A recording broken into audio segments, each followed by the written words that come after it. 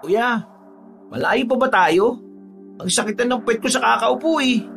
Ilang oras na tayong bumabiyahe parang hindi pa tayo nakakadating doon sa bahay ni Lolo. Makakarating pa ba tayo? O baka naman kapag lumalapit yung kotse natin lumalayo naman yung bahay niya. Ayan, ikaw kasi hindi ka sumasama kapag nagpupunta kami dito ni na mama at papa. Ngayon, inip na inip ka na sa tagal ng biyahe. Ganito talaga ito kalayo. Alam mo ba na kapag first time mong pumunta sa ibang lugar, pakiramdam mo talaga napakalayo kahit hindi naman. Subukan mong pumunta palagi. Kapag nasanay ka na, hindi mo na mapapansin ng oras. Paano kung hindi mapapansin ng oras, kuya? Ang tiyan ko kumakalam na. Kanina pa ito panitunog eh. Nagwawala na ang mga bituka ko. Kinakain na ng malaki kong bituka yung maliit kong bituka eh. Ito ka muna. Baka may fast food dyan sa gilid. Kumain muna tayo, kuya. Nako, sa tagal ko ng pabalik-balik dito, sa kahabaan ng kalsadang ito, wala naman talagang fast food. Malalawak na bukid ito eh. Ang mga kabayan ay sa paglagpas pa nito. Maya-maya pa. Kaya magtiis ka muna. Paano kasi sinabihan ka ni mama kanina bago umalis na magbaon ng pagkain? Ayaw-ayaw ka. O di ngayon nagugutom ka. Hindi naman kasi masarap ang malamig ni. Nakakainis naman oh. Talagang matagal pa. Ay, naku naman. Oo. Mabuti pa matulog ka na lang muna ulit. Gigisingin na lang kita kapag may nakita akong mga pwedeng kainan. Hindi. Ihintayin ko na lang. Kilala kita kuya eh. Talagang ilalagpas mo lang eh. Kuripot ka eh. Sasabihin mo lang, malapit na kila Lolo. Doon na lang kumain. Tsak naman na nagluto yun ng masarap na pagkain. Ay nako kuya. Ikaw pa ba? May trust issues ka na talaga ha? Alaga? Ay, kuya. Doon sa bandang unahan oh. Nakikita mo ba yun? Maliwanag dun eh oh. Saka may kubo na pinipilaan ng mga tao. Ano kaya yun? Baka kainan yun ah. May nakaparada ding mga sasakyan sa gilid ng kalsada. Aba, oo nga no. Wala naman to dati ah. Baka may nagtayo na ng kainan dito. Tama lang din naman kasi ang haba ng kalsadang ito eh. Tsak magiging mabenta yung pwesto nila. Pipilahan talaga ng mga motorista. Uy, sige na kuya. Itabi mo muna yung sasakyan. Makiusyoso tayo. Kumain muna tayo. Gutom na talaga ako eh. Oo na.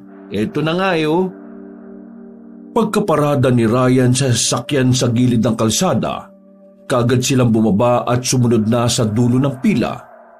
Panay ang sipat ng kapatid niyang si Robbie sa pinakaunahan ng pila. Para malaman kung ano ba ang pinipilahan ng mga tao. Medyo may kalayuan pa sila sa unahan kaya hindi niya makita kung ano ang meron doon. Maya-maya ay nagpaalam si Robbie sa kanya para makiusyoso na. Si Ryan naman nakipag-usap sa lalaking nasa unahan niya. Tinatanong niya ang lalaki kung ano ba ang pinipilahan nila sa kubo. Pero nagtataka siya dahil hindi sumasagot ang lalaki. Hindi ito mapakali sa kinatatayuan. Panay ang iwas ng tingin at palaging kinukusot ng kamay ang ilong. Tiningnan pa ni Ryan ang iba pang mga taong nakapila. Napansin niya na seryoso ang mga ito. Nakatuon lang ang paningin sa kubo. Maya-maya ay bumalik na ang kapatid niya na nakasimangot. Oh, bakit ganyan ang mukha mo? Anong meron doon? Ay nako kuya. Siopaw lang. Siopaw lang ang tinda doon pero grabe nilang pinilahan.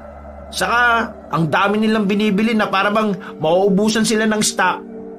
Siguro mga reseller yan sila. Kaya ganitong oras naghahango ng paninda. Akala ko pa naman turo-turo. Pero pwede na rin laman tiyan yan. Hindi ka ba pwedeng makasingit na lang sa kanila? Kaunti lang naman ang bibilin mo. Ayaw eh. Nagsabi ako dun sa mga nakapila sa unahan. Sinamahan lang ako ng tingin eh. Para silang mga batang aagawan ng candy. Pero ayos lang din pumila kuya. Oh, bakit? Ang ganda ng tindera kuya. Isa na rin siguro sa dahilan yun kaya pinipilahan ng siopaw niya eh. Kung ganun talaga kaganda ang tindera, abay kahit maghapon at magdamag pipila ako. Yon, ganyan tayo eh. Basta maganda, nawawala ang gutom eh. Ay naku kuya, talaga. Kapag nakita mo, parang diwata sa ganda. Tipid nga lang kasi ngumiti pero alam mo, nung lumapit ako at nagtanong sa kanya, napansin ko kagad na parang kinabahan siya eh. Lo, paano mo naman nasabi? Nawala sa konsentrasyon sa ginagawa niya eh. Tapos panay ang sulyap sa akin. Parang gusto kong kausapin na hindi magawa dahil busy siya. Pero talagang ilang beses akong tiningnan eh. Siguro, crush niya ako. Ay nako, ilang beses mo na bang sinabi sa akin yan? Yung last na ikinuwento mo sa akin, 3 buwan na kayong hiwalay eh. Tapos wala nang sumunod. Hindi, kuya, iba to. Oo na. O sige na, dumito ka na lang sa likuran ko. Umila ka na lang dito. Dito na ako sa unahan, kuya.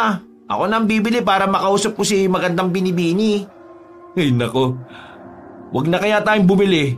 Mukhang nawala na yung gutom mo eh oh. Doon na tayo kumain sa bahay ni Lolo. Kuya naman ang KJ mo. Pagkakataon ko na nga para makuha yung pangalan at social media account niya eh. Oh, di ka na talaga nadala. Patapos ang ilang minuto, nakarating na rin sila sa unahan ng pila. Panay ang pakyut ni Robbie sa magandang tindera pero hindi siya nito binibigyan ng pansin. Pinagbentahan na lang siya ng siopaw. At hindi niya nakuha ang impormasyon ng dalaga. Pagkabalik nila ng sasakyan, panay naman ang kantsaw ni Ryan sa kapatid. Habang nagmamaneo si Ryan ay panay naman ang kain ni Robbie ng siopaw na binili nila. Talagang gutom ka no? Pangilan mo na yan ha? Gutom nga ako kuya, pero kanina pa ako busog. Hindi ko lang mapigilan na kainin yung siopaw. Ha? Bakit? Ano bang meron dyan? Masarap kasi, malinamnam. Basta hindi ko ma-explain. Ibang-iba ito sa mga tinda sa atin. Mabango pa yung amoy. Nakakaakit at nakakagutom ang aroma. Ano kaya klaseng karne ang ginamit nila dito, no? Ay nako, baka yan talaga yung totoong pusa. Nakakain ka na ng karne ng pusa, tol. Ba, di naman siguro. Baka may secret ingredients lang sila dito. Now I know, kaya pinipilaan ng tindahan ng siopaw na yun. Bukod pa dun sa babae? Ano? Tama. Yung secret ingredients na masarap at saka yung babae. Pero alam mo tol, kanina habang nakapila ako, napansin kong kakaiba yung mga taong nakapila dun eh. Ang weird nila. Hindi ko rin ma-explain ha. Masyadong seryoso. Pero grabe naman ang kaseryosohan nila. To the point na hindi na namamansin eh. Oo, pansin ko nga rin yun eh. Yung mga mata nila, halos lumawa na sa kakatitik sa siopaw. Kulang na lang dumugi nila eh. Kapag ibinigay sa kanila ni binibining maganda yung order nila, halos sablutin nila yun. Tapos, ang bibilis nilang lumakad paalis. Bakit kaya ganun sila, no? Oh, weird, di ba? Oo nga eh. Natigilan sa pag-uusap ang dalawa nang may makita si Ryan na taong nasa gitna ng kalsada sa unahan ng kanilang daraanan. Bahagyan niyang binagalan ng pagpapatakbo para bigyan ng pagkakataon ng taong yun na makatawid.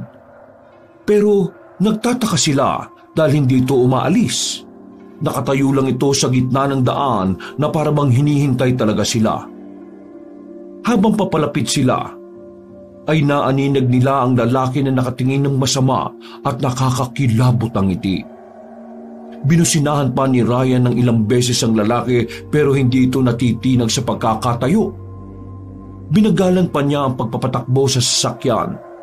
Maya-maya ay biglang kumalampag ang bubungan ng sasakyan na parabang may mabigat na nahulog. Biglang tinapakan ni Ryan ang preno dahil sa pagkagulat.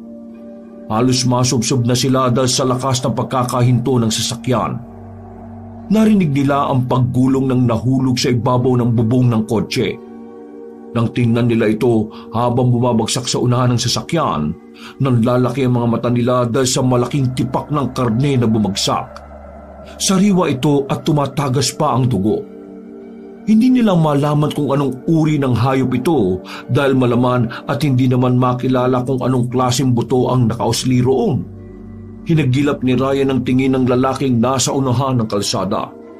Nakita niyang wala na ito roon. Bigla silang nagulat at bahagya pang napasigaw nang may kumalampag sa bintana ng sasakyan sa tapat ni Ryan. Gulat na gulat siya nang makitang naroon na ang lalaki at hindi niya alam kung paano yun napunta doon ng ganong kabilis. Itinapat pa ng lalaki ang mukha niya sa salamin at ngumisi na labas ang lahat ng ngipin nitong maiitim na. Maya-maya ay hinablot ng lalaki ang karne na nahulog sa sasakyan at saka dumistansya na parang binibigyan na sila ng pagkakataong umalis sa lugar. Nagmamadaling pinaandar ni Ryan ang sasakyan at pinaharurot ito ng takbo. Ano yun, kuya? Ewan ko, baliw na yata yun eh. Parang tanga. Dumagundong talaga yung dibdib ko eh. Akala ko hold upin tayo eh. Kukunin lang pala niya yung karne niya na bumagsak sa bubong ng sasakyan natin. Teka, sandali. Paano napunta doon yung karne? Bakit mo ko tinatanong? Magkasama tayong dalawa dito sa loob. Natural, hindi ko rin alam. Sungit mo naman. Siguro, cannibal yun. Sino ba naman nakakain ng hilaw na karne? O kaya aswang yun. Stop it, Robbie. Kalimutan mo na yun. Sa malamang may sayad yun. Baka nalipasan ng gutom. Or side effects ng siopaw? Dahil sa sinabi ni Robbie, nagkatinginan ng dalawa. Bigla namang napailing si Robbie matapos siyang maisip ang kanyang sinabi. Napatawa naman si Ryan na lalong ikinainis ng kapatid. No, nagbibiro lang ako, no? Antayin natin kung talagang epekto yun ng siopaw. Madami ka pa namang nakain. Baka epekto ng siopaw yun. Masarap naman, di ba? Nagbibiro lang ako, kuya. Hindi yun. Sabi mo eh. Matapos ang ilang minuto ay nakarating na sila sa bahay ng kanilang lolo. Mabilis na lumabas ang matanda nang marinig ang pagparada ng kanilang sasakyan sa bakuran ng bahay. Mga po, nako po, ginabi na kayo ng gusto ah. Alina kayo, dali. Alam kong gutom na kayo. Mahaba ang biyahe. Naku lo, hindi po gutom si Robbie.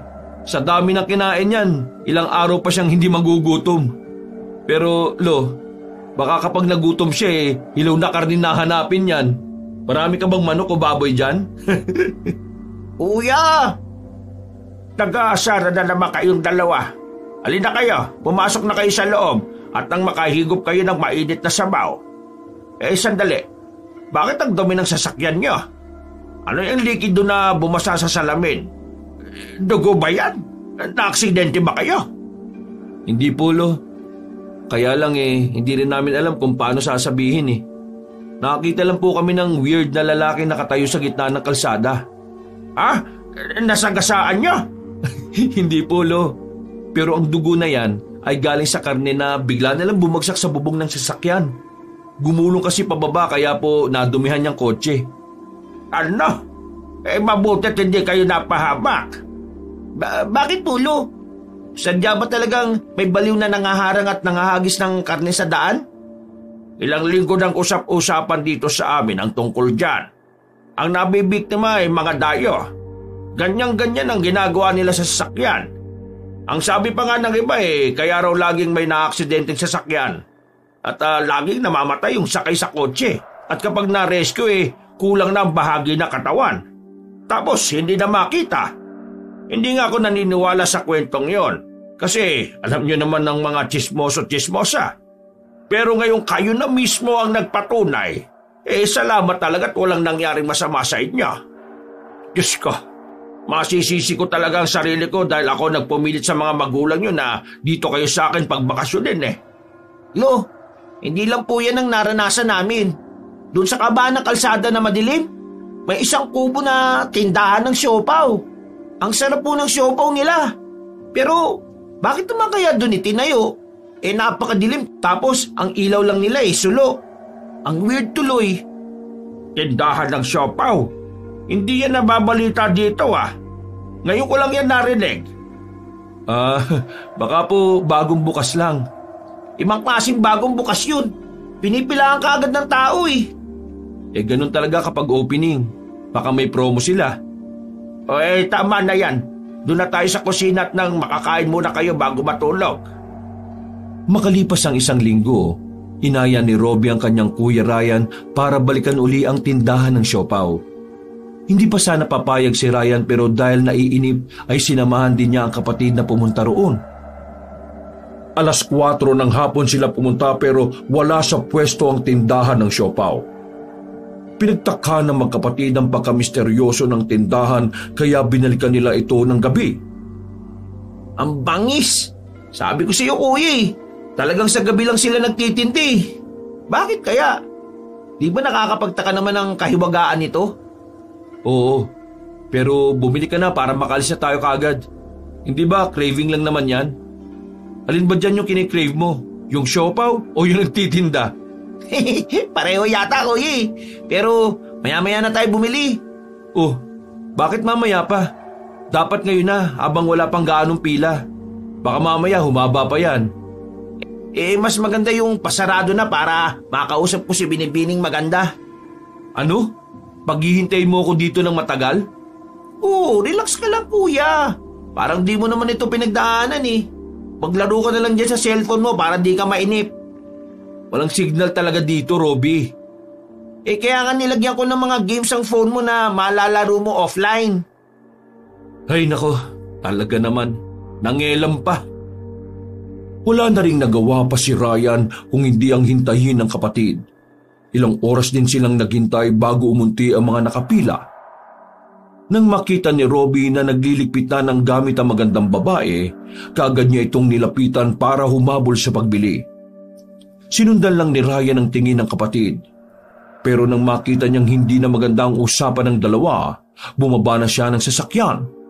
Pinagtutulakan na ng babae ang kapatid niya at bakas sa mukha ng dalaga ang pagkainis. Nakita rin niya ang matalim na tingin nito kay Robbie. Dali-dali siyang lumapit para mamagitan sa dalawa. Ano nangyayari? Wala to, kuya. Ano, nakabili ka na ba? Uwi na tayo. Oo, tama. Iuwi mo na yung kapatid mo. Umalis na kayo dito. Hindi kayo dapat nandito. Bakit nga kasi hindi pwede kami dito? May masama ba sa pagbili ng siopaw mo? Kung masama, bakit kayo nagtitinda? Saka isa pa, bibili nga ako. Bakit ayaw mo akong pagbilan? Marami pa namang natira. Tapos na ako magbenta. Umuwi na kayo. Saka na kayo bumili. Kung bibili ka, dapat kanina ka pa pumila. Lumapit ka kung kailan nagliligpit na ako. Ayun na nga Kaya nga nagsusorry na yung tao Bibilin ko na lang lahat ng siopaw mo para hindi ka na magalit. Hindi, umuwi na kayo. Hindi kayo dapat nandito. Natigilan sila nang may dumating na matandang babae. Iniabot nito kay Robbie ang ilang pirasong siopaw na nakalagay sa plastic. Eto, sa'yo na itong siopaw ko. Pagpasensyaan mo na ang ugali ni Chloe. Hindi na talaga yan nagbebenta kapag nagliligpit na ng paninda. Kaya ang mga tao, nag-uunahan sa pagpila kasi alam nila na toyoin ng batang yan. Kunin mo na itong siopaw ko. Huwag mo nang bayaran. Bigay ko na lang yan sa'yo. Ay nako, pag napunay, sa inyo na po yan. Babalik na lang po ulit kami bukas ng gabi para bumili. Hindi. Kahit magpabalik-balik ka pa, hindi ka na makakabili ng siopaw. Sa iba ka na lang pumili. Saka itong siopaw na ito, akin na to. Hindi to pwedeng mapa sa iyo. Uy, bigay sa akin yan ni nanay Pati ba naman yan pinagdadamot mo? Ang sama mo naman. Tama na, Robbie. Hayaan mo na, umuwi na tayo. Tama siya, sa iba na lang tayo bumili. Tara na. Pero kuya, itong babaeng to, lakas ng sapak Tako naman Buti na lang maganda ka. Pero sayang. Bago umalis ang magkapatid, nakita pa nilang hinablot na matandang babae ang plastic na may lamang siopaw sa kamay ni Chloe at iniabot uli kay Robbie. Ilang beses na nag-agawa ng dalawang babae sa siopaw na yon. Pero para mahinto ang dalawa, inago na ni Robbie ang plastic. Saka palang natahimik ang dalaga. Ang kulit mo rin Sa akin nga binigay ito Naagaw mo naman. Meron ka pa namang mga siopaw Huwag ka madamot Masama yan. Di ko nababalikan yung siopaw mo. Che! Ama na, Robby. Patulan ba talaga ang babae? Asar kasi. Halika na nga. Baka mamaya lalong tupakan yan, mabugbog ka pa dito. Nagpatangay na si Robby sa kanyang kuya papunta sa sasakyan. Nakasimangot siya pagkaupo sa passenger seat. Padubog pa niyang inilagay sa may salamin ng siopaw saka tiningnan uli ang dalawang babae. Napalunok ng laway si Robby nang makita niyang seryosong nakatingin ng dalawa sa kanila. Matalim at pailalim ang titig ng mga ito. Oh, bakit ganyan ang mukha mo? Kuya, tingnan mo yung dalawa oh. Ang sasamaan ng tingin. Para mga batang inagawan ng laruan. Akalain mo yun? Ang ganda-ganda ng Chloe na yun tapos madamot na tuyuin pa. Tapos ikaw, patola. Ay nako Robby, isip bata ka pa rin. Tanda mo nang yan eh. Habang nasa biyahe sila, panay ang kantsaw ni Ryan sa kapatid. Inis na inis naman si Robby kaya pinagdiskitahan niyang kainin na lang ang siopaw. Nangangalahati na sa kinakain si Robby nang mapansin ni Ryan ang pumumula ng mukha ng kapatid. Ayaw rin itong awatin ang sarili sa pagkagat ng siopaw. Hindi na halos mangoyan ni Robby ang nasa bibig pero gusto pang isubo na lang ng buo ang pagkain. Uy, ayos ka lang? Gusto mo mabilaukan? Wala tayong tubig ah. Hinay-hinay ka kaya sa pagkain? Hindi kuya, hindi ko mapigilan ang pagkain ng siopaw eh. Parang nakaka-addict ito. May kakaibang lasa eh. Basta, nasasarapan ako kahit piling ko. Hindi naman talaga masarap. Matabang naman. Matabang yung karne na palaman eh. Pero may kakaibang lasa at aroma yung nagmamantikang karne. Ano ba yung sinasabi mo? Tigilan mo na nga yan. Itapon mo na yan kaya. Baka mamaya may kung anong halo yan. Tinangkang agawin ni Ryan ang siopaw na nasa plastic. Pero mabilis ang kamay ni Robby para pigilan siya. Nanlisik bigla ang mata ng kapatid nang tingnan siya nito. Nag-iting din ang panga ni Robby at maya-maya ay tumulo na ang laway. Huy! Ano ba yan, Robby? Ano ba nangyayari sa'yo? Ha? Kuya? Bakit? Galit na galit ka eh. Huwag mo na kasing bawasan ng siopaw ko. Hindi na nga ako makakabalik doon kaya akin na lang to. Ayaw mo naman, di ba? Kinakabahan ako sa iyo, Robby ah. Mukhang nakakaugali mo na yung mga taong pumipila sa siopaw na yon. Ano bang meron sa siopaw na yan? Magtira ka nga. Ipapakita ko kay Lolo mamaya. Huwag na. Kakainin niya lang to eh. Uubusin ko na ito bago tayo makabalik ng bahay. Ha? Seryoso? Oo. Napapailing na lang si Ryan sa inaasta ng kapatid. Maya-maya ay sabay silang nagulat nang biglang may humampas na makapal na baging sa kalsada. Mabilis na naihinto ni Ryan ang kotse. Ano yan? Saan galing yan? Hindi ko rin alam. Baka may puno na natumba. Pero hindi naman sanga eh. Di ba ugat yan? Ang laki namang ugat yan. Ano yan? Kusang umalsa mula sa ilalim ng lupa para harangin tayo? Hindi yan ugat. Parang baging. Napahinto sila sa pagtatalo ng gumalaw ang baging. Daan-daan itong umatras papunta sa masukal na gilid ng daan. Sinundan nila ito ng tingin hanggang sa lumubog na sa makakapal na damo. Pinandar na uli ni Ryan ang sasakyan pero bigla na lang huminto. May kung anong pumipigil mula sa likuran. Napatingin siya sa rearview mirror habang si Robby naman ay lumingon sa likuran. Kitang-kita nila ang babaeng sobrang puti ng mukha na nag-aalsahan ng mga ugat na kulay berde. Mahaba ang tuwid na buhok, pero mas nanlaki ang mga mata nila nang makita ang braso ng babae na parang mga ugat na nagsasanga-sanga. Gumagalaw pa ito sa hangin na parang may sariling buhay. Parang mahabang daliri na sa sobrang lambot ay nagagawang pasayawin ng hangin. Maya-maya ay biglang tumalon ang babae at bumagsak sa harapan ng kanilang sasakyan. Humampas sa mga kamay niyang baging sa unahan ng kotse.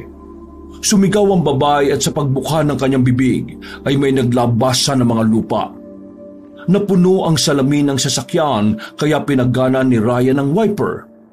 Pagkatapos ay pinaandar niya ang kotse at sinadyang banggain ang babae. Pero mabilis itong lumipad sa ere. Binilisan ni Ryan ang pagpapatakbo ng sasakyan para makaalis na sa lugar pero napatalo ng kotse na may bumagsak sa bubong nito. Naihinto ni Ryan ang sasakyan pagkatapos ay muling pinaandar at sinubukang ihulog ang nasa ibabaw. Habang umaandar ang kotse ay napatingin si Robbie sa bintana. Nakita niya ang mga ugat na gumagapang at maya-maya pa ay pilit na binabasag ang salamin. Ilang sandali pa'y tuluyan ng nabasag ang salamin at pinasok na sila ng mahahabang daliri na may stulang ugat ng puno. Kuya, tulungan mo ako! Pinupuluputan ako ng halimaw nito! Maghanap ka ng pwede mong pampukpok o pamutol dyan! Ala, naikapos na niya ako talaga eh! Ano ba kasing klaseng halimaw yan? Bakit may ganyan dito sa lugar ni Lolo? Kasalanan talaga to ng siopaw na yan eh. Ha? Siopaw? Oo, siopaw nga. Ibigay mo. Baka nga yun yung kailangan niya. La, sige na. Halimaw na babaeng ugat. Kunin mo na yung siopaw mo. May natira pa naman eh. Sa'yo na lang talaga yan. Kunin mo na at iwan mo na kami. Lalong humigpit ang paggapos kay Robbie matapos niyang sabihin yon. Dahil sa inis niya ay kinagat na niya ang isang daliri na gumawi sa kanyang bibig. Nilakasan niya ang pagkakagat doon dahilan para bumitaw ang halimaw. Nang umatras sa mga daliring ugat palabas ng sasakyan ay nakahinga na ng maluwag ang magkapatid. Pero maya-maya ay bigla namang sumilip sa basag na bintana ang babae. Saka sumigaw ng malakas. Napuno sila ng putik na mula sa inilalabas ng bibig ng halimaw. Naihinto ni Ryan ang sasakyan para hindi sila maaksidente dahil hindi na niya makita ang daan. Napilitan silang lumabas ng sasakyan at nilinis ang sarili. Nakita nila ang halimaw na nakatayo sa kanilang harapan. Ilang di pa lang ang agwat nito sa kanila. Ano bang kailangan mo? Sino ka ba? Kung siopaw lang ang kailangan mo, kunin mo na. Ang babaw mo. Pwede ka naman bumili sa babaeng masungit eh. Naku naman oh, ang susungit ng mga babae dito. Nagsasaling mo pa. Sige, galitin mo pa Robbie. Kaunti na lang lalapain na niya tayo. Maya-maya ay biglang sumalakay ang babaeng halimaw. Nakalutang ito sa ere. Napapahaba niya ang mga tila baging na braso at palapit ito sa magkapatid. Panay ang linga sa paligid ni Ryan para maghanap ng pwedeng ipamputol sa kamay na yon. Pero nang wala siyang makita ay sinalubong na lang niya ito at saka hinawakan ng maigpit. Naghihilaan sila ng halimaw na babae. Hinigit niya ito ng malakas saka pinaikot pagkatapos ay ibinalibag. Tumalsik ng malayo ang halimaw at kinuha na nila ang pagkakataon na yon para bumalik sa sasakyan. Pinatakbo ni Ryan ng mabilis ang kotse hanggang sa makalayo na sila sa lugar. Gulat na gulat sa kanila si Lolo Manuel nang makita ang kanilang itsura. Anong mga itsura yan? Para kayong nabaon sa putik ah. Nabahura ba yung sasakyan ninyo? Bakit puno kayo ng putik? Naulo, mahaba pong kwento. O hindi peksin mo. May summary naman siguro yan. Saka, bakit ngayon lang kayo umuwi? Paubag ka na. Saan ba kayo nagpuntang dalawa ha?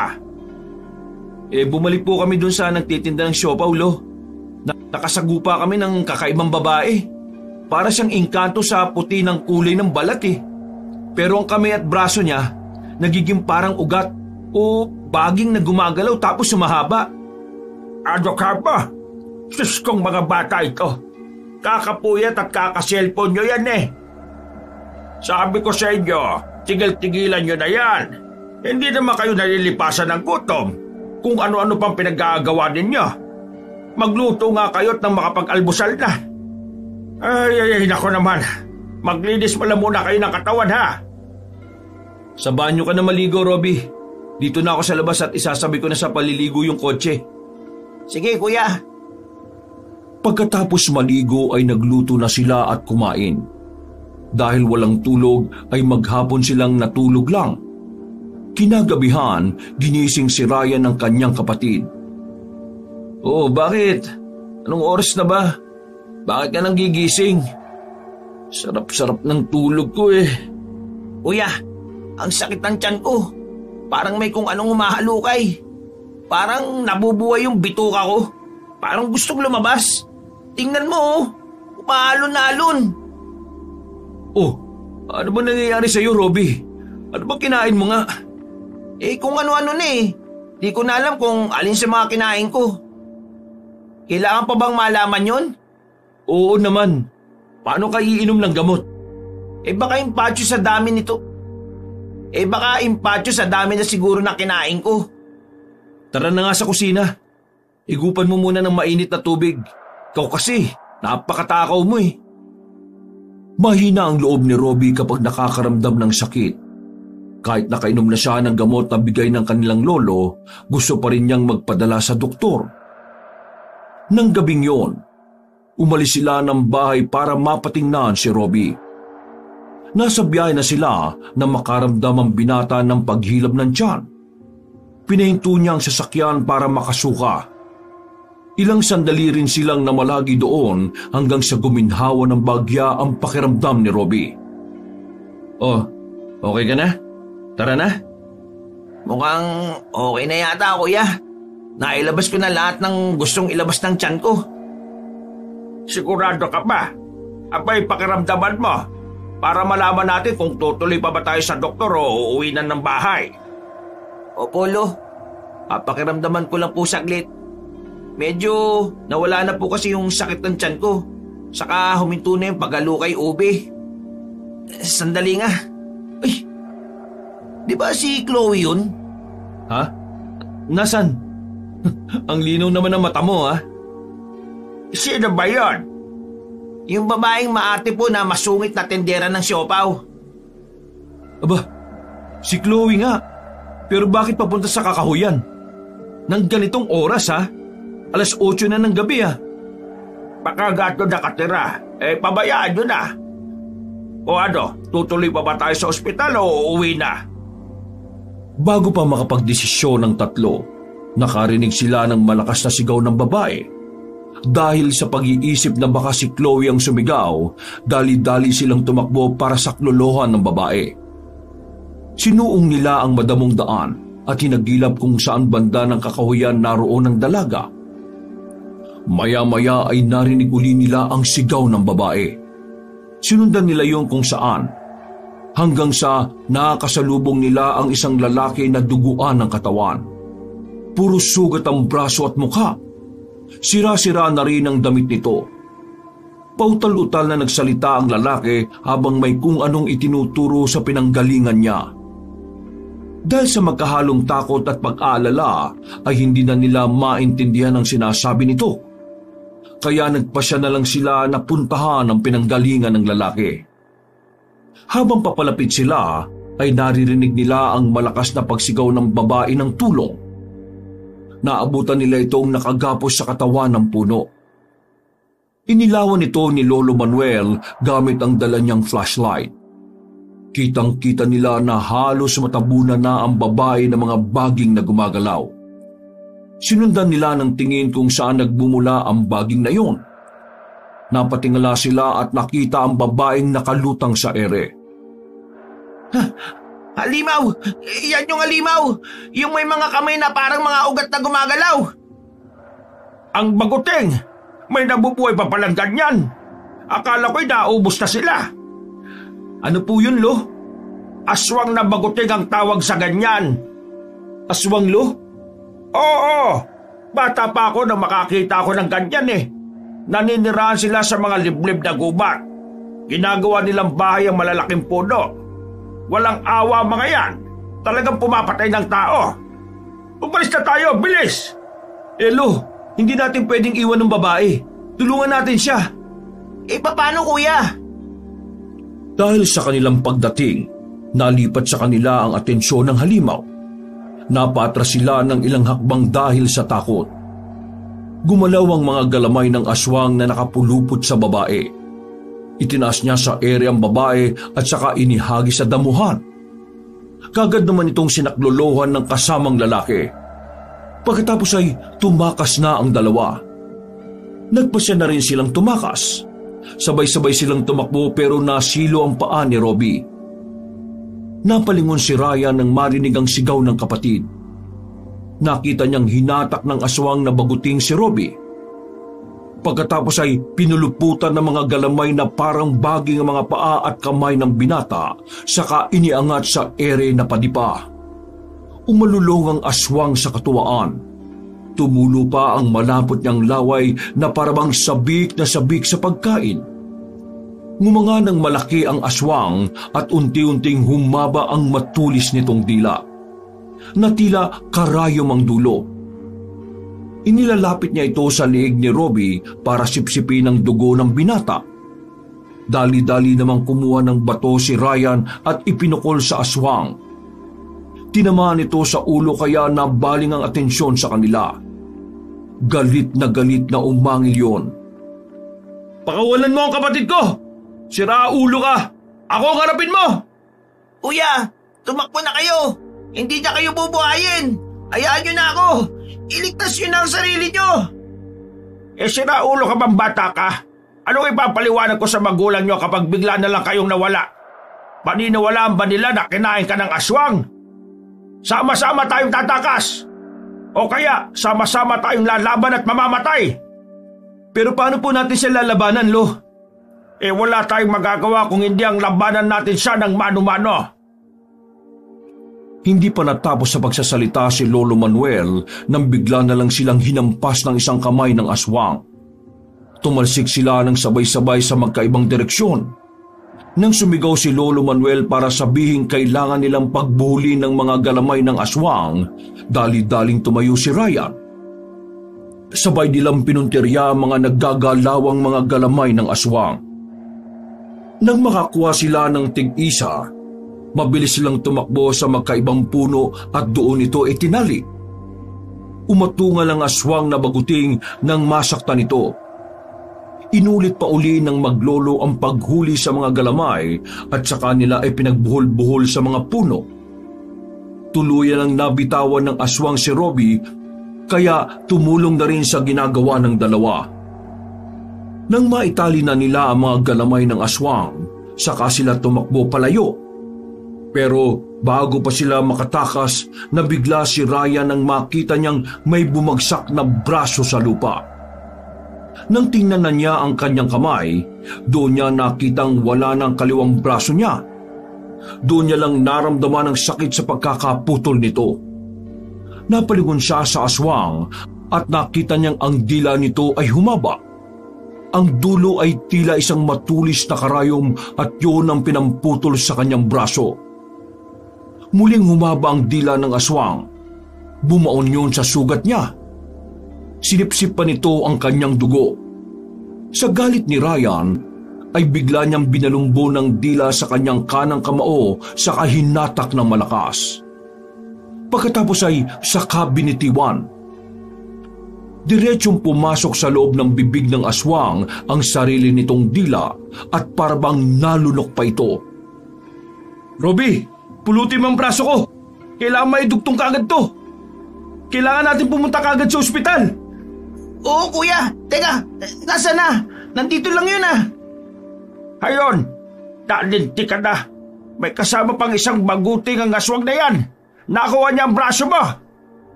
Hindi pwede. Kailangan natin bawiin yan. Ipapadugtong ko pa yan. Hindi ako pwedeng mawala ng braso. Kuya, tumatakas sila. Pinapakawalan niya ang aswang na itinali natin sa puno. Susugod pa si Ryan para mabawi ang kanyang braso. Pero hinagupit siya ng bagong dating na aswang. Mas malakas ito dahil lalaki. Isang kamay lang ang gamit sa kanila.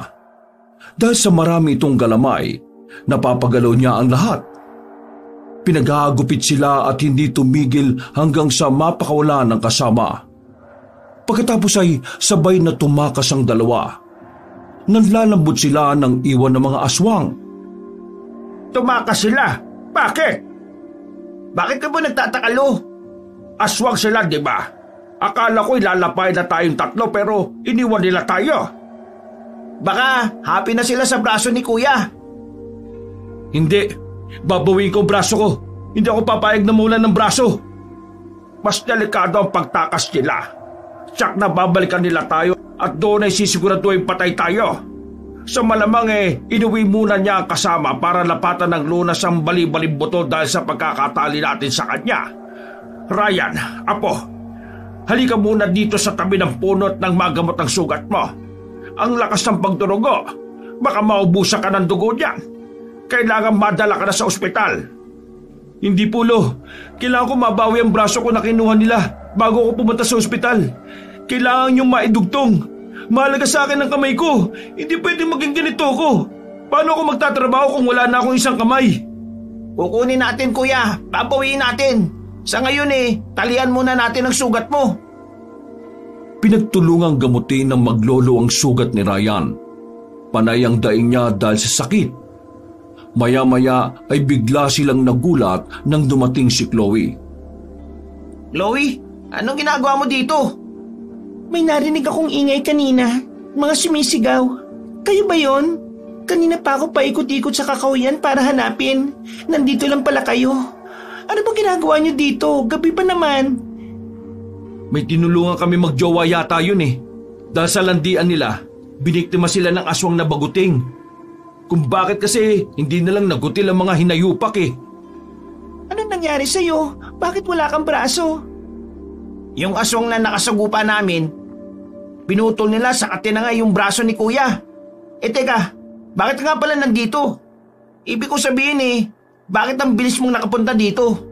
Nakita ka namin na papasok sa kakahuyan Doon kami nakatira sa banda roon. Akin na, tutulungan ko kayong gamutin ng sugat. Baka may infeksyon pa. Kailangan niyong dalhin sa ospital ito. Ayaw nga ni kuya hanggat hindi niya nababawi yung braso niya Saan ba nakatira yung mga aswang na yun? Ang tapang mo Kaya mo ba sila? Malalakas sila. Lumalapa sila na kahit na anong uri ng nilalang. Basta may sariwang laman at dugo. Anong panlaban mo sa kanila? Sandali, anong nilalagay mo sa sugat ng apo ko? Langis po ito, Lolo. Makakapagpaampat po ito ng dugo. Saka, kahit paano, ay matutuyo ang sugat. Wala ka bang dalang pampamanhid? Hindi ako doktor. Nakasanayan lang namin itong panggagamot kasi malayo at magastos sa ospital. Kung alam mo ang tirahan ng mga aswang na yon, dalhin mo kami doon. Hindi pwede magtagal ang braso ko ng 24 oras. Kailangan niyang maidugtong kagad. At saka, kailangan agapan, baka mamaya pinapangus na nila kagaya ng ginawa nila sa tubo. Gitna ng kakahuyan nakatira ang mga aswang na yon. Ginagawa nilang bahay ang mga matatanda at naglalakihang puno. Bakit ganun ang itsura nila? Ang sabi-sabi sa amin, noon daw ay may isang pamilya na pasaway, naninira ng gubat, sinusunog para gawing kaingin at ang mga puno ay ginagawang uling. Nagalit ang mga engkanto kasi nasisira ang tirahan nila. Kaya isinumpa ang pamilyang yun na maging mga baguting. Pinatira nila sa mga puno para maranasan nilang maghirap sa kawalan ng tirahan. Kapag may mga nilalang na sumisira ng puno, pinatira nila sa mga puno para maranasan nila maghirap sa kawalan ng tirahan kapag may mga nilalang na sumira ng puno. Dahil din daw sa kagutuman nila, kaya natuto silang kumain ng mga hayop sa gubat. Pero nang maubos na to, natuto silang lumapa ng tao. May ilan daw na mula nang makatikim ng karne ng tao ay parang nabaliw na. Palagi na nang bibiktima. Bakit parang alam na alam mo yung kwento ng mga baguting? Ginagawa kasing panakot sa amin ng mga bata pa kami. O ayan, nagamot ko na ang sugat mo. Umuwi na kayo. Delikado sa lugar na ito. Delikado nga, pero bakit sa amin lang? Sa iyo hindi? Lo, dito po kami nakatira. Sanay na kami dito. Alam na namin kung paano iiwasan ng mga aswang.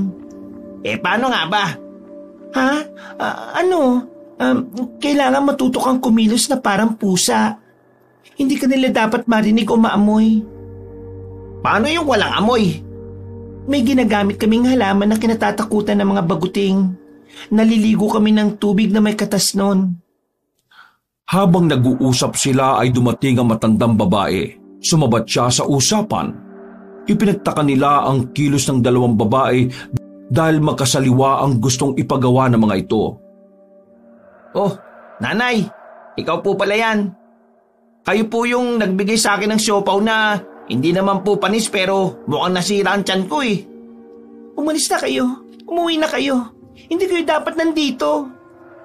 Bakit po sila pinapaalis? Mukhang may sugat ang kasama nila. Kailangan niyang malunasan. Nagamot ka na siya, ina. Ha? Nanay mo? Nanay mo pala siya bakit nag-aaway kayo? Dali mo sila sa bahay, Chloe. Isa ako manggagamot. Gagamutin ko ang sugat niya. Sa lagay niya, mauubusan siya ng dugo. Maputla na ang kanyang labi. Mas kailangan niya ng totoong doktor, ina. Hindi. Kailangan ko makuha ang braso ko. Sasama ako sa kanya. Anong sinabi mo? Kailangan mo magamot ng doktor. Mahalaga sa akin ang braso ko. Isa akong gitarista sa banda. Anong gusto mo mangyari sa akin? Habang buhay maging inutil? Natahimik si Chloe sa sinabi ni Ryan. Tiningnan na lang niya ng masama si Ryan pagkatapos ay naglakad na pasunod sa kanyang ina. Sumunod na rin ang 3 lalaki sa mag-ina. Ilang minutong lakaran at narating na nila ang isang maliit na komunidad na nasa liblib na kakahuyan. Lumalalim na ang gabi pero ipinagtaka ni Ryan kung bakit gising na gising ang mga tao roon. Sa gabi sila gumagawa ng mga pang-araw-araw na gawain. Anong oras na? Bakit gising pa sila? Ganyan kami. Kailangan igayak namin ng maaga ang mga ibibenta sa palengke. Madaling araw kasi maraming tao sa bagsakan. Kapag tinanghali ka, wala ka nang aabutan na mamimili. Iuuwi mo na lang uli ang mga paninda mo. Kapag nabenta lahat, maaga kami nakakauwi at saka kami natutulog at maaga uling gigising. O sige na, pasok kayo. Pasensya na sa bahay namin na hindi to kagaya ng bahay ninyo. Pumasok ka na, binata. Kailangan kong magamot ang sugat mo. Kailangang lapatan pa ng mga halamang gamot ng hindi maimpeksyon. Saan po dito banda yung tirahan ng mga baguting? Kailangan ko makuha yung braso ko bago mag-umaga. Uya, magpagamot ka muna. Saka tayo mag-isip ng plano kung paano mababawi braso mo. Hindi basta-basta halimaw ang pupuntaan natin, no? Wala nga tayong armas eh. Lo, ano po ba yung panlaban sa aswang? Mga bagay na wala tayong dala. Asin, bawang, latigo na gawa sa buntot ng pagi. Pero mag-iikot-ikot tayo, baka may makita tayong halamang kinatatakutan nila. Kagaya ng kalamansi at iba pang matinik na halaman. Meron ba kayo ng mga nabanggit ni Lolo, Chloe? Ha? Wala. Naubos na. Hindi kami nag-iimba kasi wala naman kaming maraming pambili. Magtitimpla ako ng kape ha, para mainitan ng sikmura ninyo. Robbie, samahan mo ako. Mag-iikot-ikot tayo sa paligid. Maghanap tayo ng mga halamang kinatatakutan ng mga aswang.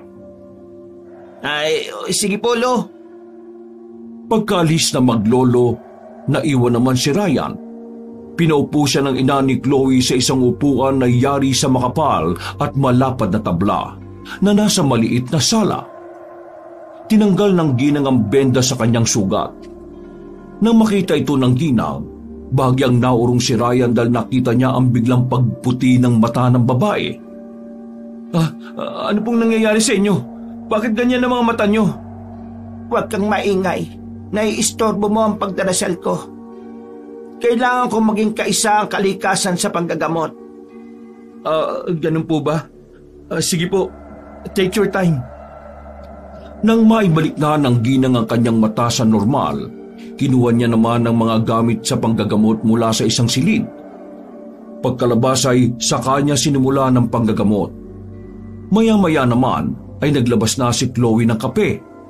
Amoy na amoy ni Tandang Lina ang mabangong kape pero bigla siyang nagalit. Mabilis niyang kinuha ang tasa at ibinato kay Chloe. Gulat na gulat si Ryan sa ginawa ng ina ng dalaga. Hindi naman kumibo si Chloe at hindi rin nakitaan ng gulat o takot sa muka na parang inaasahan na nito ang reaksyon ng ina. Ilang sandali pa, humahangos na bumalik ng bahay si Robbie. Habol ang hininga niya habang nagsasalita. Kuya, sa banda ron, nakita namin ni Lolo yung aswang. Nakita ko yung braso mo doon sa kubo niya. Kasama ng iba pang mga parte ng katawan ng tao at hayop. Nakalagay sa isang malaking planggana at ginagawang pagkain ng aswang ang mga putol na parte ng katawan. Ha? Ano? Saan banda? Teka, nasan si Lolo? Iniwan mo doon? Hindi Ayan na siya Nahuli lang kasi bagal tumakbo Nakakuha ba kayo ng mga halamang panlaban sa aswang? Etong mga nakuha ko, kawayan na nilagyan ko lang ng matulis sa magkabilang dulo. Nakahiram kasi ako ng itak doon kanina kay Manong Si Lolo, ewan ko ba kung ano-ano mga dala niyang yan. Siraulo ka ba? Mga halaman ito na kinatatakutan ng aswang dahil sa amoy. Mahihirapan silang huminga kapag naamoy ito. Kailangan natin itong dikdikin sa tubig at pwedeng isaboy sa kanila. Malalapnos din ang balat nila sa oras na mabahira ng katas nito. Lingkwan, pwede po ba kaming makahingi ng tubig para magamit dito sa mga didikdikin naming halaman? Wala kaming imbak na tubig. Malayo ang ilog na ikiba namin. Masyadong madilim, mabulusok at mahirap puntahan. Ganun po ba? Dikdikin na lamang natin ito. Pwede na ito basta didikdik at kumatas. Sige po, Lo. Hindi pa nagtatagal ang kani-kanilang ginagawa na makarinig sila ng pag-atungal ng aswang. Pumailan lang yon sa ere at nagliparan pa ang mga ibong nananahimik sa sanga ng mga puno. Lahat sila ay napatigil sa ginagawa at nagkatinginan habang pinakikiramdaman ng paligid. Maya-maya ay naririnig nilang papalapit na ang atungal ng aswang. May mga malalakas na kaluskos na rin sa paligid. Napalabas si Ryan na tinagilap ng tingin kung saan nagmumula ang ingay na yun. Hanggang sa makita niya ang aswang na baguting na nakalutang sa ere. Gumagalaw-galaw ang mga galamay nito at naglalaro pa sa pag-iksi at paghaba. Nandiyan na siya!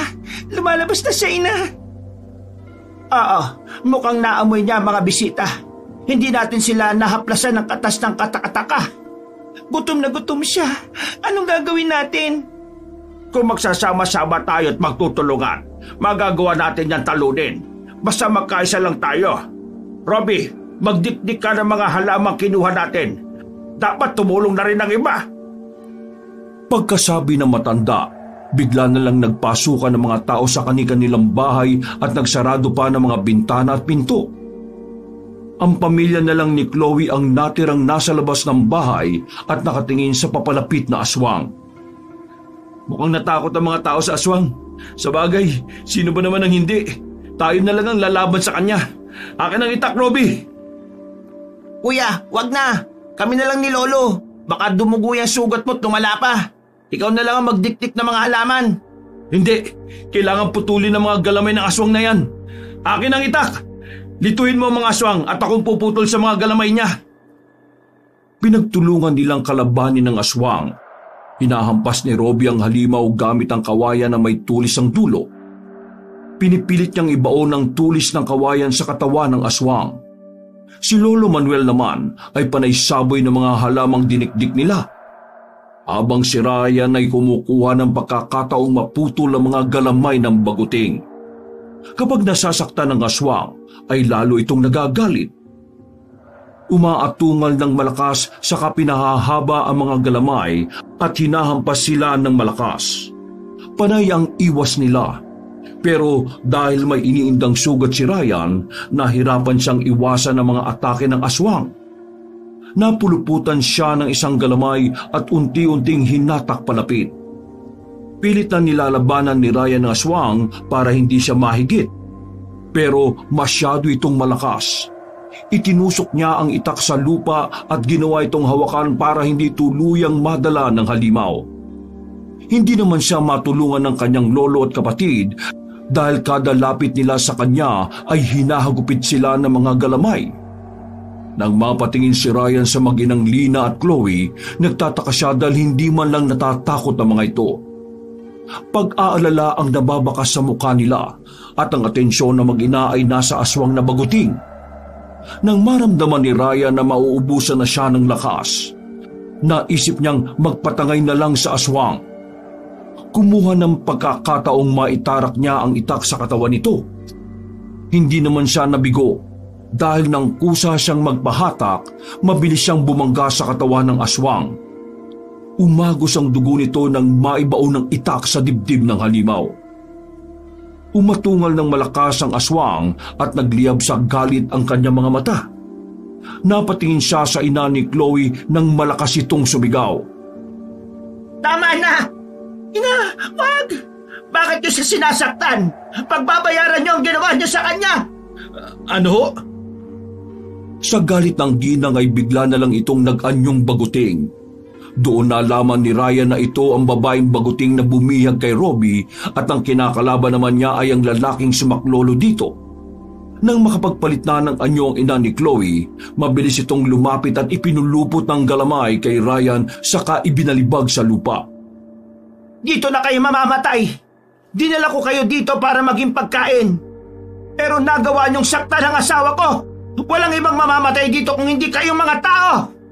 Tigil ka! Dapat ay naging pagkain na natin sila umpisa pa lang. Pero palagi kang humahadlang. Sa katigasan ng ulo mo, ito ang nangyari. Habang tumatagal ay nagiging sumail ka. Pagkatapos ko silang patayin, ipapakain ko sila sa iyo para mawala na ang awa mo sa mga tao. Ayoko maging kagaya nyo. Kahit isa rin akong baguting. Gusto ko mabuhay bilang isang tao. Gusto ko mamuhay ng tahimik at walang naagrabyado. Isa kang tanga. Sa tingin mo ba, magbibigay ng awa ang tao? Hindi! Kapag nalaman nilang aswang ka, ang nasa isip lang nila ay patayin ka. Wala silang ibang gustong mabuhay sa mundo kundi sila lang. Wala rin naman tayong pinagkaiba sa lahat, di ba? Kinakatay din nila ang mga hayop at kinakain. Pare-pareho lang tayong pagkain sa isa't isa. Pero ngayon, sila ang pagkain natin. Tama na. Huwag niyo na silang saktan. Palisin niyo na sila rito. At hayaan mo na lang ng ginawa nila sa tatay mo, ha, Chloe? Kabayaran na rin yun ni tatay. Kasi marami na rin naman siyang nabiktimang tao. Dahil yun sa sakit niya sa pag-iisip. Wala siya sa katinoan. Pero dahil nasaan yung halimaw ang tatay mo, hinusgahan nila kaagad. Tumabi ka, Chloe! Kung ayaw mong pati ikaw ay masaktan ka! Alis na kayo, Robbie, Ryan! Tumakas na kayo! Kayo mga aswang? Oo, pero si tatay lang ang bibiktima ng mga tao dahil sa sakit niya sa pag-iisip. Aswang kami lahat dito. At marami pa kaming aswang sa iba pang panig ng bansa. Ang mga bumibili ng siopaw ay mga aswang din. Pinipilahan nila yon dahil sa kakaibang sangkap na kailangan ng katawan nila para manatiling malakas at hindi maakit sa sariwang laman ng mga tao. Sa gabi kami nagtitinda para hindi bumili ang mga tao sa amin. Teka. Di ba nakakain ako ng siopaw? Paano yun? Magiging aswang ako? Hindi. Nagkaroon ka lang ng tatak na aswang lamang ang makakaalam. Sa oras na maamoy ka nila na may tatak, ang nasa isip nila ay isa kang pagkain. Ikaw ang dahilan kung bakit pumunta dito si Ama. Kasi naamoy ka niya. Nang tinapay naman, kuya, oh. Umalis na tayo dito. Hindi. Ang braso ko. Kailangan ko muna makuha. Tumakas na kayo! Mabubuhay ka naman kahit wala ang braso mo eh! Sira ulo ka! Hindi mo kasi alam ang pakiramdam na mawala ng parte ng katawan na pinakamahalaga sa lahat eh! Mas mahalaga pa sa buhay mo? Oo! Kasi kung wala ang braso ko, para mo na rin akong pinatay! Huwag na kayo magtalo-talo! Wala rin naman makakaalis na dito! Hindi, ina! Ayaw ko manglabanan ka pero tama na! Patakasin mo na sila! Matigas na talaga ang ulo mong bata ka! Sige, igagapos muna kita! Biglang nagpalit ng anyo si Chloe bilang aswang na baguting. Pagkatapos ay hinarap niya ang kanyang ina. Kinuha naman ni Ryan ang pagkakataong yun para hanapin ang braso niya. Itinuro ni Robbie ang daan kung saan nila nakita ang mga putol-putol na parte ng katawan ng mga tao at hayop. Pero bago pa sila makarating, ay may mga taong humarang sa kanilang daraanan. Tumabi kayo kung ayaw niyo masaktan. Kukunin ko lang ang braso ko at aalis na kami. Hindi sila makikinig. Mukhang wala nang ang laman ng utak nila kundi puro pagkain. Tumutulo na ang laway nila sa kagutuban. Alis! Tumabi kayo tabi!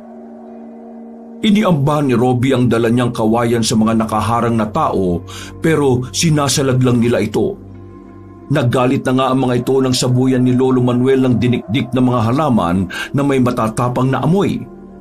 Bigla silang sinugod kaya nagkadikit-dikit sila para protekta ng sarili habang nilalabanan ng mga taong mapupula na ang mga mata. Kada may sumusugod sa kanila ay kaagad na tinutusok ni Robbie ng kawayan. walang awa namang inundayan ni Ryan ng taga ang mga ito. Maya-maya ay nagsaaswang na rin sila. Humaba na rin ang mga braso nila at naging mga galamay.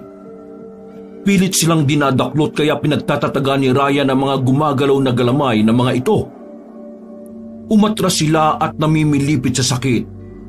Humahandusay sila sa lupa at nangihina. Ayun pala ang kahinaan nila kapag naputol na ang kanilang braso. Robbie, kunin mo ang braso ko. Ibalot mo sa damit mo. Kami nang bahalang umarap sa mga aswang na ito. Kailangan lang palang putulin ang mga galamay nila ha? Sige kuya! Tinakbunan ni Robbie ang lugar kung saan naroon ang braso ni Ryan.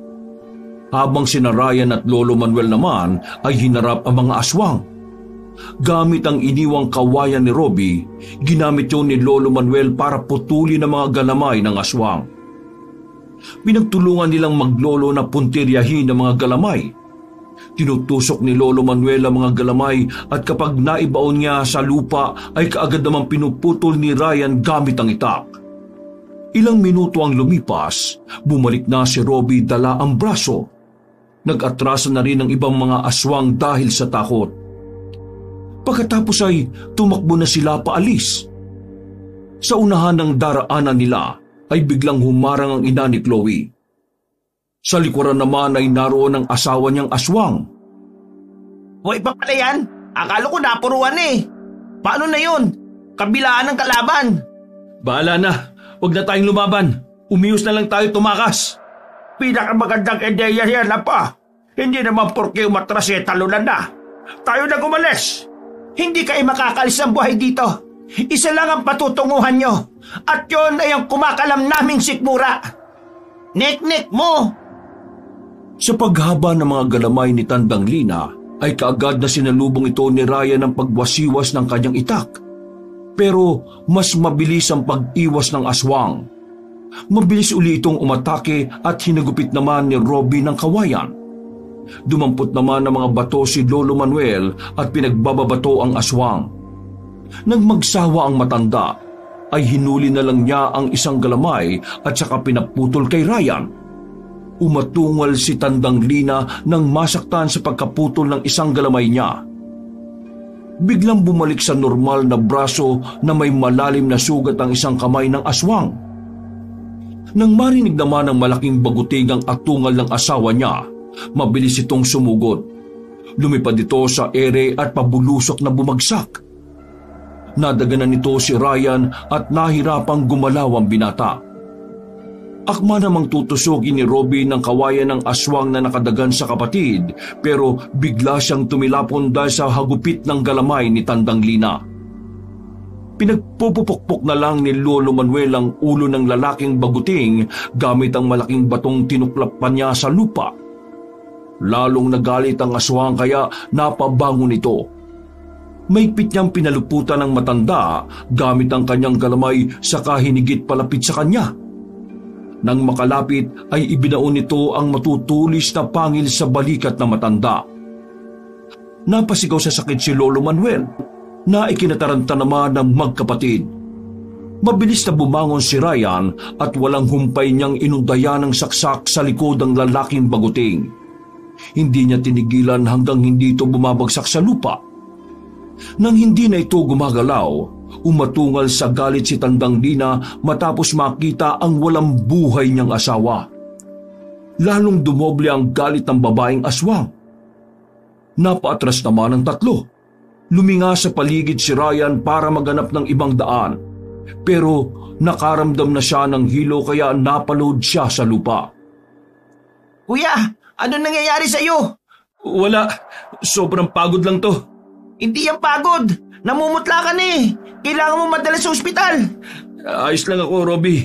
Si Lolo, alalayan mo siya. Sugatan siya. Kunin mo ang itak na ito. Mukhang hindi ko na kayang gamitin Putulin mo ang mga galamay ng aswang. Kahinaan niya yan. Akin ang kawayan. Ako na ang gagamit. Huwag niyo akong alalahanin. Mapabaw lang ang sugat ko sa balikat. Hindi naman mahaba ang pangil ng aswang na yon kaya hindi bumaon ng malalim. Talaga ba, Lo? Parang ang lakas ng sigaw mo kanina Dinaig mo pa yung atungal ng aswang na baguting. Magsasalita pa sana si Ryan pero nagulat siya dahil nakapulupot na ang galamay ng aswang sa kanyang katawan at hinigit na siya nito palapit sa kanya.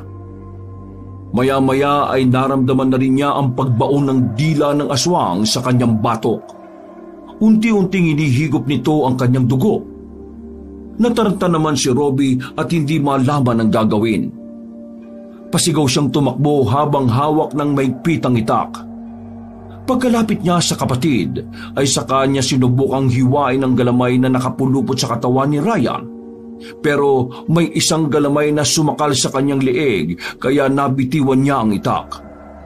Dali-dali naman tumakbo si Lolo Manuel saka dinampot ang itak. Nilapitan niya ang aswang at saka niya ito sinaksak sa tagiliran. Umatungal ang aswang at galit na tumingin sa matanda. Kasabay ng paghugot ng itak sa tagiliran nito ay ang pagbaon ng matulis na dila ng aswang sa tiyan ng matanda. Napaluhod si Lolo Manuel habang hawak ang kanyang tiyan. Tiningnan pa niya ang dilang nakabaon.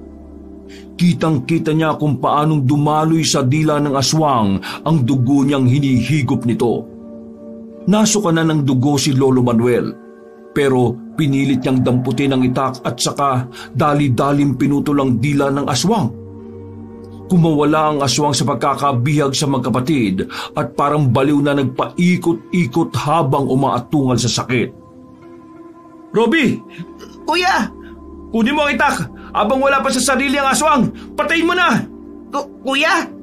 Ano? Natatakot ka? Papatay ako ng... Halimaw siya, Robbie! Kung hindi mo siya papatayin, tayo ang papatayin niyan!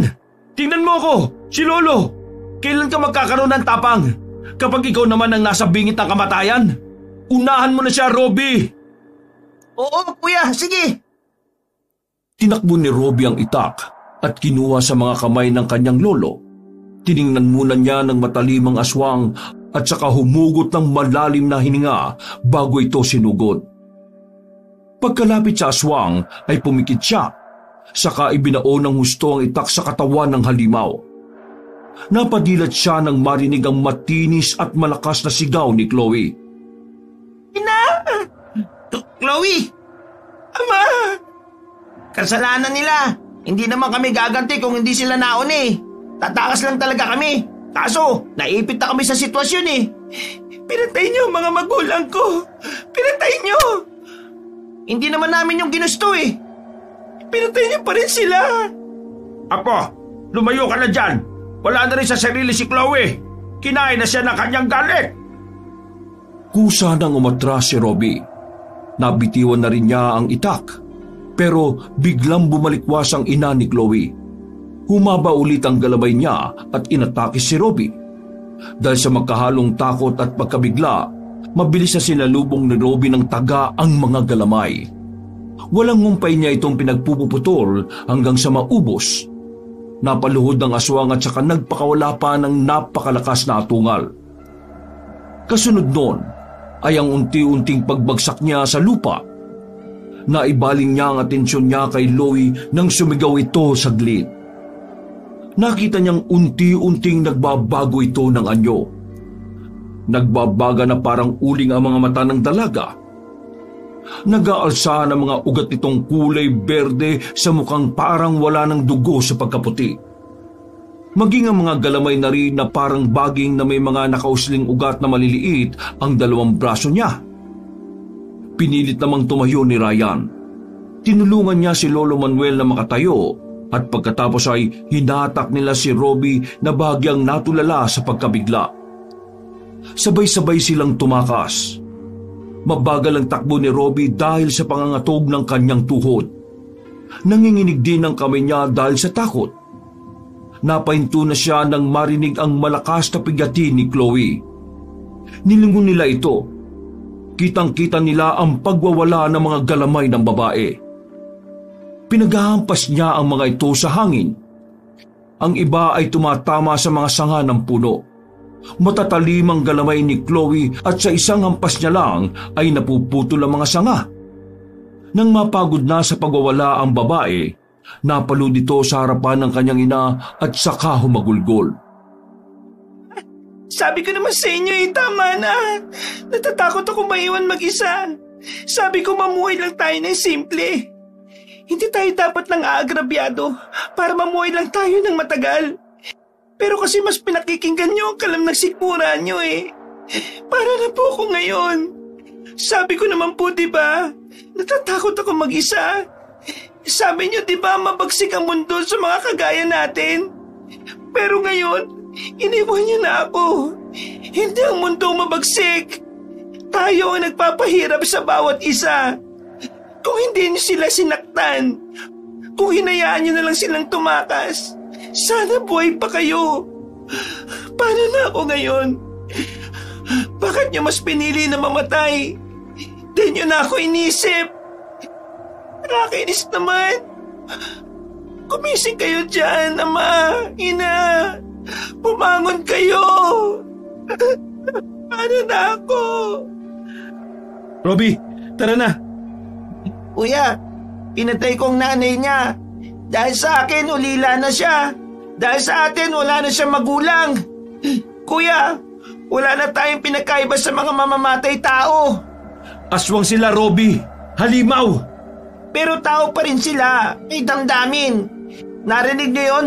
Si Chloe, paano na siya? Malupit nga ang mga aswang pero mas malupit ang mga tao. Kung hindi natin sila pinatay, tayo ang mamamatay. Ipinagtanggol lang natin ang buhay natin. Habang sila, ang gusto nila, gawin tayong pagkain. Tama ba yun? Pwede ba tumigil ka na? Kailangan na natin umalis dito. Hindi mo kasalanan na po ang pagkawala ng mga magulang ni Chloe. Tama ang kuya mo. Ipinagtanggol lang natin ang ating sarili. Sila nga, ganon din ang gagawin kung nasa panganib. Kahit sino kapag nasa panganib na ang buhay, magagawa rin pumatay. Nalinti ka na. Dumarating na yung mga kasamahan nilang aswang. Tara na, bilis, Robbie! Dalihan mo na! Sabay-sabay na sumugod ang mga kapitbahay ni na Chloe. Nagsitalon sila at pagbagsak ay mga nasa anyong aswang na baguting na. Nanginginig ang mga kamay ni Robbie habang nakahawak sa itak. Nakaturo naman ang kawayan na hawak ni Ryan habang si Lolo Manuel ay halos mapaluhod na sa lupa dahil sa iniindang sugat sa tiyan. Hilong-hilo na si Ryan pero pinipilit niyang tumayo ng matikas dahil ayaw niyang panghinaan ng loob ang kapatid. Nang magsabay-sabay na umatake ang mga aswang, bigla na lang nagtalsikan ng mga ito na parang hinawi ng malakas na hangin. Napatingin sila sa kung sino ang may gawa. Nakita nila si Chloe na nakalutang sa ere. Matalim ang tingin ito sa lahat ng naroon. Nakalabas ang matutulis niyang pangil. Sumasayaw sa hangin ng mga nakakatakot niyang galamay. Bumakas sa mukha ng mga aswang ang takot na itsura ni Chloe. Tumakas na kayo! Umalis na kayo dito! Ayoko nang meron pang mabuwis na buhay! Kayo naman ang mga kalahi ko! Tama na! Gusto niyo pa bang mawalan rin ng mga mahal niyo sa buhay? Pabayaan niyo na sila! Kagaya natin may pamilya rin silang uuwian. Pare-pareho lang tayong nakakaramdam ng sakit dahil sa pagiging gahaman, pagkasakim at katakawan. Ang gusto ko lang ay mabuhay ng simple. Chloe, I'm sorry Umalis na kayo, Robbie. Ako nang bahala sa kanila. Tingnan mo mga kasama mo. Sino ang uunahin mo? Ang pumatay o ang sumalba ng buhay? Salamat. Ngayon ko nalaman na hindi lahat ng aswang ay hayok sa pambibiktima. Pare-pareho lang tayong biktima ng isa't isa dahil hindi tayo nagkakasundo at nagkakaunawaan. Salamat at patawad sa nagawa namin sa inyo. Lalo na sa iyong magulang, Chloe. Hindi na po natin may babalik ang mga nawala. Pero ang narito pa, pwede nating maisalba. Umalis na po kayo. Isang ngiti ang pinakawala nila para kay Chloe pagkatapos ay umalis na sila sa lugar na yon. Nagalit naman ang mga aswang kay Chloe dahil sa ginawa nito. Kaya ang dalaga ang binalingan nila. Dahil sa panghihina ng katawan ni na Ryan at Lolo Manuel, sandali silang huminto sa paglalakad para magpahinga at lumanghap ng hangin. Napatingin sila sa mga aswang na naglalaban. Galit na galit kay Chloe ang mga kasamahan niyang aswang, pero kahit sabay-sabay ang pag-atake nila sa babae, hindi pa rin nila magawang matalo. Mabilis kumilos ang dalaga at mabilis din ang kanyang mga mata. Sa bawat pagsugod ng isang aswang ay nakasalubong agad ang isang galamay niya. Pero ang napansin lang ni Ryan sa mga nangyayari ay nilalabanan lang ni Chloe ang mga kasamahan para pigilan ng mga ito sa paghabol sa kanila. Hindi naman sinasaktan ng dalaga ang mga kasama niya. Kahit na bakas sa mga mata ng mga aswang na gusto nilang tapusin ang buhay ng dalaga. Maya-maya ay nag-aya na si Lolo Manuel na lisanin ng lugar. Habang tumatakas ang tatlo, dinig na dinig nila ang atungal ng mga aswang na naglalaban-laban. Alam nilang ginagawa ni Chloe ang lahat para pigilan ng mga kalahi niya na sundan sila. Kaya binilisan pa nila ang paglalakad hanggang sa marating na nila ang kalsada. Nakahinga sila ng maluwag nang makita ang kotse kung saan nila iniwan. Kung kailan naman sila ay nakasakay na, sa kanila naramdaman ng pagod. Patampata ang kanilang katawan at halos ayaw nang gumalaw. Dahil sa kalagayan ni Ryan at Lolo Manuel, si Robbie na ang nagmaneho ng sasakyan. Habang binabagtas nila ang kahabaan ng kalsada, panakanakang may bumabagsak ng mga aswang sa bubong ng sasakyan. Naging paggewang-gewang ang takbo nito para ihulog ang mga halimaw na ayaw pa rin silang tantanan. May ilang pang humahabol sa kanila. Ang iba naman ay pilit silang hinaharang pero binabangga na lang ni Robbie ang mga ito. Mas inisip ng binata ang kaligtasan ng kanyang kapatid at ng kanyang lolo. Kailangan niyang madala agad ang dalawa sa ospital. Pumunta sila sa pinakamalapit na ospital. Matapos ang ilang minutong pagpapatakbo ng mabilis, ay narating din nila ito. Halos hindi sila makasagot sa mga tanong kung bakit ganoon ang kanilang itsura. Ang tanging nasabi na lang ay napaaway sila. Nang makalabas na sila sa ospital, dinala naman ni Ryan ang kapatid na si Robbie sa isang albularyo. Mula nang makasagupan nila ang mga aswang na baguting, naging masasakitin na ang kapatid niya. Nakailang laboratory test na ang ginawa sa kapatid ay hindi pa rin nalalaman ng mga doktor ang sanhi ng pagsusuka niya at pagkahilo. Naging matamlay siya at pihikan sa mga pagkain. Pagdating nila sa bahay ng albularyo, kagad siyang pinulsuhan. Napag-alaman nitong nayanggaw si Robbie. Paano siyang nayanggaw? Palagay ko, yung siopaw na kinain niya. Ay oo, baka nga dun. Kasi yun lang din ang kinain niya nung nagsuka siya. Akala ko wala na yun. Yun siguro sinasabi ng mga aswang na tanda nila kay Robbie nang kainin niya ang siopaw. Kung hindi siya nila nabiktima, magiging aswang naman si Robbie. Mabuti na lang talaga at hindi pa siya natutuluyan.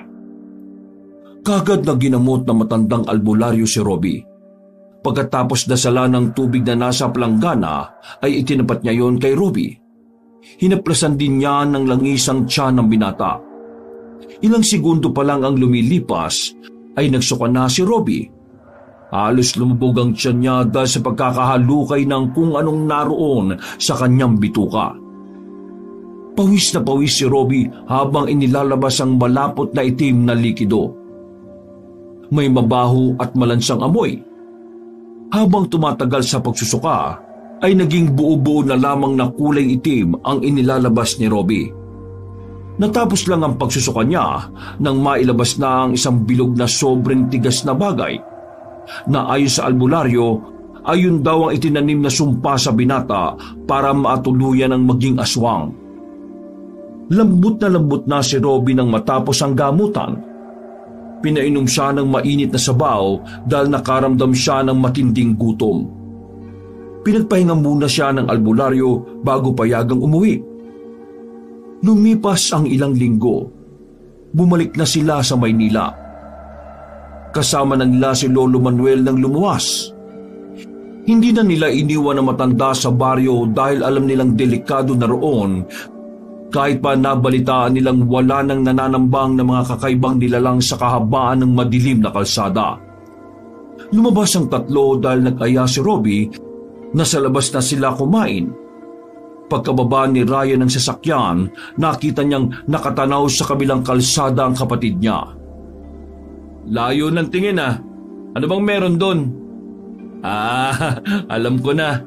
May nagtitinda pala ng siopaw sa tapat. Ano, gusto mo ba? Ala kuya, parang sira naman to. Titig na titig ka kasi. Baka lang gusto mo. Ibibili kita. Hindi, wag na kuya. Naalala ko lang yung mga nangyari sa atin sa baryo. Saka ayaw ko nang kumain ng siopaw. Maganda nga tingnan, pero hindi na maganda ang alaala. Hindi naman lahat ng siopaw ay kagaya na kinain mo, Robbie. Oo nga po, Lolo. Kaya lang hindi ko na yun maialis sa isip ko eh. Alin? Yung siopaw o yung si Chloe? Kuya, para talagang sira eh. Pero, kumusta na kaya siya, no? Nasaan na kaya siya ngayon? Baka nandito ni sa Maynila. Nagtitinda ng siopaw. Biyasa na siya dun eh. Ay nako kuya. Tara na nga at pumasok na tayo sa loob ng restaurant. Naguguluhan na ako eh. Nauna nang pumasok si Robbie sa loob hanggang naiwan naman ng nagtatawanan sina Ryan at Lolo Manuel sa labas. Napahinto sa pagtawa ang matanda nang dumako ang kanyang mga mata sa balikat ni Ryan na wala ng brasong nakadugtong. Apo, ayos ka lang ba? Lo, para saan po yung tanong na yan? Kasi wala ka ng braso eh. Hindi na rin naikabit dahil sa pagtakas natin ay huli na din yon. Iyon pa naman ang dahilan kung bakit tayo pumunta ron, di ba? Opo, Lo eh. Yun nga ang dahilan. Pero matapos ko matinig ang mga sinabi ni Chloe, naisip ko, tama siya. Kung palagay nating ipinipilit ang lahat ng hindi pwede, palagi may mapapahamak. Kung pinilit ko ang braso ko na balikan uli nang malaman kong nahulog, baka wala tayo ngayon dito. Baka umuwi na ng bansa ang mga magulang namin ni Robbie at dinadalhan na lang tayo ng bulaklak sa sementeryo. Oo, tama ka nga. Mahalaga pa rin po ang buhay natin, Lo. Ang trabaho, marami niyan dyan. Natutuwa ako talagang lumaki kayong magkapatid na may malawak na pag-unawa. Halika na, pumasok na tayo. At ang kapatid mo, malamang makakadami na ng kinakain. Oo nga pala. Lugi naman ako nito kasi di naman siya nag-share sa bill eh. Tara na nga po. Pagkatapos nilang kumain, nagpasya na silang umuwi. Sa bahay, habang pauwi, ay hindi maiwasan ni Ryan na sunyapan ng mga nagtitinda ng siopaw sa gilid ng kalsada. Sa tuwing nakikita niya ang mga ito, naalala niya ang mga nangyari sa kanila noon, pero napapangiti na lamang siya dahil ang pumawi sa mga masasamang alaalang yon ay ang minsay nagkaroon ng gusto ang kapatid niya sa isang tindera ng siopaw. Palagi niyang tinutokso ang kapatid sa tuwing nakakakita siya ng siopaw. Pero nang sandaling makakita siya ng isang simpleng tindahan, nagseryoso ang kanyang mukha. Nakilala niya ang itsura ng tindera. Alam niyang si Chloe yon dahil agaw pansin talaga ang maputing kutis ng babae. Mapupulang labi at ang mahaba at makintab nitong itim na buhok na tuwid na tuwid. Tol, bakit kuya? Nangawit ka na ba sa pagdadrive? Ako na ba? Hindi. Ano kasi,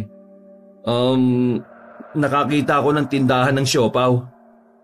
Kuya, utang na loob naman. Mag-move on na kaya. Mag-move on na ako eh. Hindi naman yun. Parang nakita ko kasi si Chloe. Ay nako, tantanan mo na ako. Wala ka na bang gusto sa kanya? Kahit mag-cruise ang landas niyong dalawa wala ka ng pake? Nang malaman kong aswang siya, nawala na yung gusto ko eh. Kahit gaano kabuti ang puso niya, aswang pa rin siya. Hindi pwedeng magsama ang tao at ang may lahing tao lang. Kaya please lang. Okay, last ko na yan. Sinisigurado ko lang kung talagang wala ka nang nararamdaman sa kanya. Kasi kung meron pa, abay, ibabalik ko yung sasakyan at ihinto sa tapat ng tindahan niya. Nakita mo, nagtitinda na naman ng siopaw, oh. Opo, Lo. Ibig sabihin kaya niyan maraming aswang dito na bumibili ng siopaw niya. Yun lang ang palaisipan.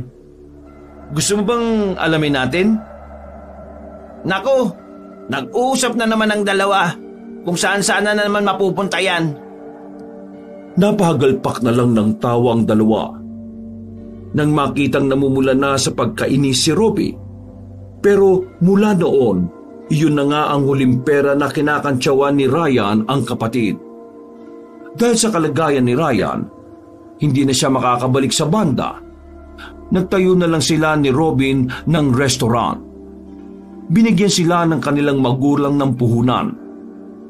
Dahil kahit anong pilit na mga ito na sumunod sila sa ibang bansa ay ayaw naman na magkapatid.